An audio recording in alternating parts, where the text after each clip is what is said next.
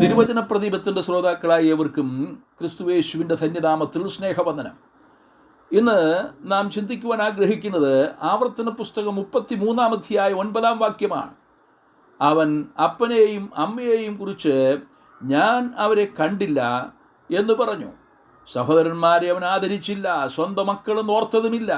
നിന്റെ വചനം അവർ പ്രമാണിച്ചു, നിന്റെ നിയമം കാത്തുകൊള്ളുകയും ചെയ്തു. യാക്കോബിന് ലേയിൽ ജനിച്ച 3-ാമത്തെ മകനായ ലേവിയെക്കുറിച്ച് മോശ പറയുന്ന വാക്കുകളാണിത്. ഇതിൻ്റെ പിന്നിലൊരു ചരിത്രമുണ്ട്. പുറപ്പാട് പുസ്തകം 32-ാം അധ്യായം 26 മുതലുള്ള വാക്യങ്ങളിൽ ആ സംഭവം രേഖപ്പെടുത്തിയിരിക്കുന്നു. മോശ സീനായി പർവ്വതത്തിൽ ദൈവത്തോടുകൂടെ ആയിരുന്നപ്പോൾ അഹരോന്റെ നേതൃത്വത്തിൽ ഒരു കാളക്കുട്ടിയെ ഉണ്ടാക്കി ഇസ്രായേൽ ജനത്തെ കൊണ്ട് നമസ്കരിപ്പിച്ചു.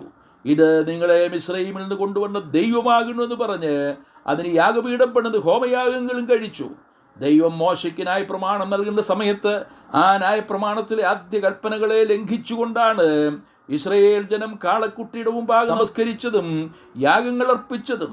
ഞാനല്ലാതെ അന്യ ദൈവങ്ങൾ നിങ്ങൾക്കുണ്ടാകരുത്, മീതെ ആകാശത്തിലെങ്കിലും താഴെ ഭൂമിയിലെങ്കിലും സമുദ്രത്തിലെങ്കിലുമുള്ള യാതൊന്നിൻ്റെയും പ്രതിമ ഉണ്ടാക്കരുത്, അവയെ നമസ്കരിക്കരുത് എന്നുള്ള ആദ്യ കൽപ്പന ലംഘിക്കപ്പെട്ടു.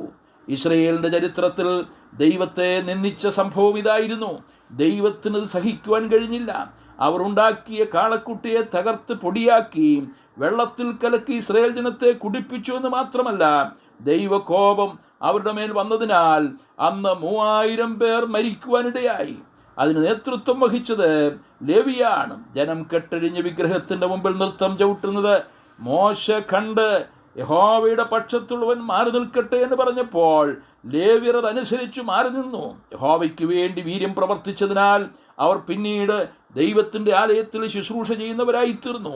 ദൈവകൽപ്പന ലംഘിക്കുന്നവർ ആര് തന്നെയായാലും, അത് സ്വന്തം പിതാവോ മാതാവോ സഹോദരനോ സഹോദരിയോ ആരായാലും, ദൈവത്തിനു വേണ്ടി പ്രവർത്തിക്കുമ്പോൾ മുഖപക്ഷം പാടില്ല എന്ന് ഈ സംഭവത്തിലൂടെ വ്യക്തമാക്കുന്നു.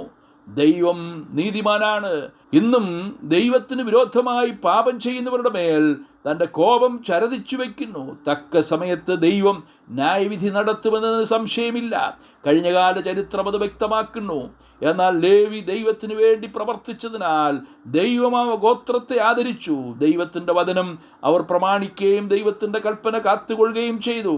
ദൈവം നമ്മോട് കൽപ്പിച്ചതുപോലെ നാം അവൻ്റെ കൽപ്പനകളെ കാത്തുകൊള്ളുന്നുവെങ്കിൽ ദൈവസന്നിധിയിൽ നീതിയുള്ളവരായിരിക്കും. ദൈവത്തെ സ്നേഹിക്കുന്നവർക്ക് മാത്രമേ ദൈവകൽപ്പനകൾ കാക്കുവാൻ കഴിയുകയുള്ളൂ. ഫിലദെൽഫ്യ സഭയോട് കർത്താവ് പറയുന്നത്, നിനക്ക് അല്പമേ ശക്തിയുള്ളുവെങ്കിലും നീ എൻ്റെ വചനം കാത്തു, എൻ്റെ നാമം നിഷേധിച്ചിട്ടില്ല. ആരെങ്കിലും അവൻ്റെ വചനങ്ങളെ പ്രമാണിക്കുന്നുവെങ്കിൽ അവനിൽ ദൈവസ്നേഹം വാസ്തവമായി തികഞ്ഞിരിക്കുന്നുവെന്ന് യോഹന്നാൻ അപ്പോസ്തലൻ പറയുന്നു. ദൈവത്തെ അറിഞ്ഞിരിക്കുന്നുവെന്ന് പറയുകയും ദൈവകൽപ്പനകൾ പ്രമാണിക്കാതിരിക്കുകയും ചെയ്യുന്നവൻ കള്ളനാകുന്നു, സത്യം അവനിലില്ല. ലേവി ഗോത്രത്തിൽപ്പെട്ടവർ മുഖപക്ഷം നോക്കാതെ ദൈവകൽപ്പന പ്രമാണിച്ചതുകൊണ്ട് അവർ ദൈവത്താൽ അനുഗ്രഹിക്കപ്പെട്ടു. അവർക്ക് മറ്റു ഗോത്രങ്ങളെപ്പോലെ ഭൗമികമായ അവകാശങ്ങൾ പോലും നൽകിയില്ല. അവർക്ക് മറ്റുള്ളവർ ദശാംശം കൊടുക്കണമായിരുന്നു. ലേവിയുടെ 3 മക്കളായ ഗർശോൻ, കഹാത്ത്, മെരാരി എന്നിവർ സമാഗമന കൂടാരത്തിലെ വിവിധ ശുശ്രൂഷകൾക്കായി നിയമിക്കപ്പെട്ടു. കഹാത്യ കുടുംബത്തിൽപ്പെട്ടവരാണ് മഹാപുരോഹിത ശുശ്രൂഷകൾ ചെയ്യുവാൻ യോഗ്യരായിത്തീർന്നത്. അഹരോനും മോശയും മറ്റും ആ ഗോത്രത്തിൽപ്പെട്ടവരായിരുന്നു. അവർ സമാഗമന കൂടാരത്തിലെ വിശിഷ്ട ഉപകരണങ്ങളായി യാഗപീഠം, നിലവിളക്ക്, നിയമപ്പെട്ടകം മുതലായവയുടെ സൂക്ഷിപ്പുകാരുമായിരുന്നു. ഒരുവൻ ദൈവത്തെ മാനിച്ചാൽ അവനെയും അവൻ്റെ തലമുറയെയും ദൈവം മാനിക്കുമെന്നതിൻ്റെ ഉത്തമ ദൃഷ്ടാന്തമാണ് ലേവ്യർ. മോശ ഇസ്രായേൽ ജനത്തോട് പറയുന്ന ഈ വാക്കുകൾ ശ്രദ്ധിക്കുക. ആകയാൽ നിന്റെ ദൈവമായ യഹോവ തന്നെ ദൈവം, അവൻ തന്നെ സത്യദൈവം എന്ന് നീ അറിയണം. അവൻ തന്നെ സ്നേഹിച്ച് തൻ്റെ കൽപ്പനകളെ പ്രമാണിക്കുന്നവർക്ക് 1000 തലമുറ വരെ നിയമവും ദയയും പാലിക്കുന്നു. ആവർത്തന പുസ്തകം 7-ാം അധ്യായം 9-ാം വാക്യം. പ്രിയരെ, ദൈവം നീതിമാനെങ്കിലും കരുണാസമ്പന്നനും സ്നേഹവാനുമാണ്. ദൈവത്തെ മാനിക്കുന്നവരെ ദൈവം മാനിക്കുമെന്നാൽ ദൈവത്തെ നിന്ദിക്കുന്നവർ നിന്ദിതരായിത്തീരുമെന്നതിന് സംശയമില്ല.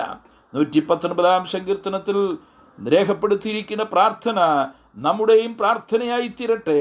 ഞാൻ പൂർണ്ണ ഹൃദയത്തോടെ നിന്നെ അന്വേഷിക്കുന്നു, നിന്റെ കൽപ്പനകൾ വിട്ടു നടപ്പാൻ എനിക്കിടവരുതേ. ദൈവകൽപ്പനകൾ വിട്ടു നടക്കുന്ന ശപിക്കപ്പെട്ട അഹങ്കാരികളെ ദൈവം ഭത്സിക്കുമ്പോൾ ദൈവത്തെ മാനിക്കുകയും ദൈവത്തിൻ്റെ കൽപ്പനകൾ അനുസരിക്കുകയും ചെയ്യുന്നവരെ ദൈവം അനുഗ്രഹിക്കുന്നു. പ്രിയരേ, നാമും ദൈവത്തെ മാനിക്കുന്നവരായി, ദൈവഹിതം ചെയ്യുന്നവരായി, ദൈവകൽപ്പനകളെ പ്രമാണിക്കുന്നവരായിരിക്കുവാൻ കർത്താവ് നമ്മെ സഹായിക്കട്ടെ. കർത്താവിൻ്റെ നാമം മഹത്വപ്പെടുമാറാകട്ടെ. സ്വർഗീയ പിതാവേ, ലേവ്യ ഗോത്രത്തിൽപ്പെട്ടവർ ദൈവത്തെ മാനിച്ചതുപോലെ ഞങ്ങളും ദൈവത്തെ മാനിക്കുന്നവരായി, ദൈവകൽപ്പനകൾ പ്രമാണിക്കുന്നവരായി, ദൈവേഷ്ടം ചെയ്യുന്നവരായിരിക്കാൻ, ആ നിലയിൽ ദൈവത്താൽ മാനിക്കപ്പെട്ടവരായി, അനുഗ്രഹിക്കപ്പെട്ടവരായിരിക്കാൻ അവിടുന്ന് ഞങ്ങൾക്ക് കൃപ ചെയ്യണമേ. പ്രാർത്ഥന കേട്ടതുകൊണ്ട് സ്തോത്രം. ക്രിസ്തുയേശുവിൻ്റെ ധന്യമായ നാമത്തിൽ തന്നെ. ആമേൻ.